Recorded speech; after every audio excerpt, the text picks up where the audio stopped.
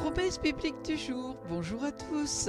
Retrouvons aujourd'hui la troisième partie de cette grande question, comment faire un bon bilan de fin d'année. Nous avons vu grandir spirituellement, notre bilan doit se faire sur la base des critères divins. Et pour y arriver, je vous ai posé plusieurs questions dans 7 domaines différents. J'ai fait le numéro 1, est-ce que notre vie glorifie Dieu? En numéro 2, la grâce continue-t-elle de couler dans notre vie? En numéro 3, portons-nous beaucoup de fruits? En numéro 4, expérimentons-nous la paix, la joie et la justice de Dieu? Reprenons au 5e domaine, notre vie est-elle tournée vers nous-mêmes ou les autres? Très bonne question, n'est-ce pas? Dans Actes chapitre 20, verset 35, la Bible déclare « Il n'y a plus de bonheur à donner qu'à recevoir ». Par ailleurs, dans Galates chapitre 6, verset 2, la Bible dit aussi « Portez les fardeaux des uns des autres et vous accomplirez ainsi la loi de Christ ». Nous savons donc que la destinée divine est toujours tournée vers les autres. En faisant le bilan de notre année,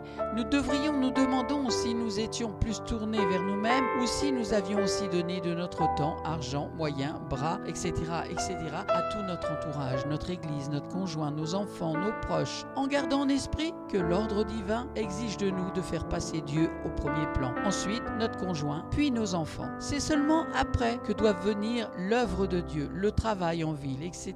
Voilà un des secrets du bonheur. 6e question. Marchons-nous dans l'obéissance? Dans 1 Samuel chapitre 15 verset 22, la Bible déclare « L'Éternel trouve-t-il du plaisir dans les holocaustes et les sacrifices comme dans l'obéissance à la voix de l'Éternel? Voici, l'obéissance vaut mieux que les sacrifices, et l'observation de sa parole vaut mieux que la graisse des béliers. Car la désobéissance est aussi coupable que la divination, et la résistance ne l'est pas moins que l'idolâtrie et les téraphimes. Puisque tu as rejeté la parole de l'Éternel, il te rejette aussi comme roi. La Bible dit aussi dans 1 Jean chapitre 5 verset 3, car l'amour de Dieu consiste à garder ses commandements et ses commandements ne sont pas pénibles. Marchez-vous dans l'obéissance à Dieu et à sa parole. Sachez quelle est la preuve de notre maturité, démontrant ainsi que nous sommes prêts à prendre possession de l'héritage que le Père a en réserve pour nous. Êtes-vous obéissants aussi envers tous les hommes et les femmes que Dieu a mis au-dessus de vous? La suite de notre destinée en dépend pourtant. 7e et dernière question. Prospérons-nous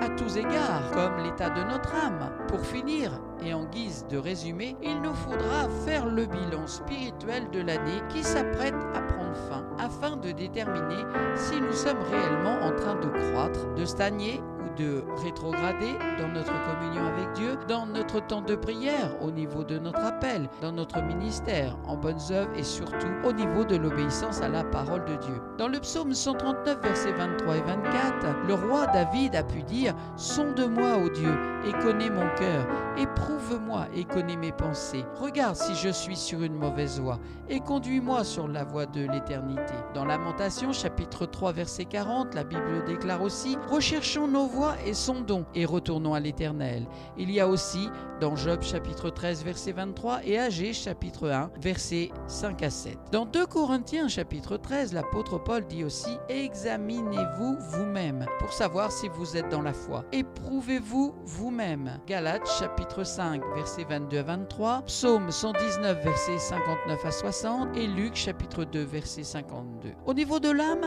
la Bible déclare dans 3 Jean chapitre 1 verset 2 « Bien-aimé, je souhaite que tu prospères à tous égards et sois en bonne santé comme prospère l'état de ton âme. » Est-ce que les émotions, les sentiments ainsi que les pensées qui montent en nous honorent Dieu? Recherchons-nous désormais à faire la volonté de Dieu ou toujours la nôtre? Transportons-nous désormais une âme restaurée, guérie des blessures d'âme? Si ça n'est pas encore le cas, il faudra en faire un objectif majeur lors de la nouvelle année à venir. Si nous voulons prospérer dans nos relations, nos finances et autres. En suivant ces différentes étapes, nous pourrions nous assurer de continuer à avancer avec succès, autant dans le monde que dans le domaine spirituel, en mettant désormais en pratique la parole de Dieu en tout temps, selon que dans Jacques chapitre 1 verset 21, la Bible déclare « Mettez en pratique la parole et ne vous bornez pas à l'écouter en vous trompant vous-même par de faux raisonnements. » Et dans Jean chapitre 13 verset 17 aussi, le Seigneur Jésus a dit « Si vous savez ces choses, vous êtes heureux, pourvu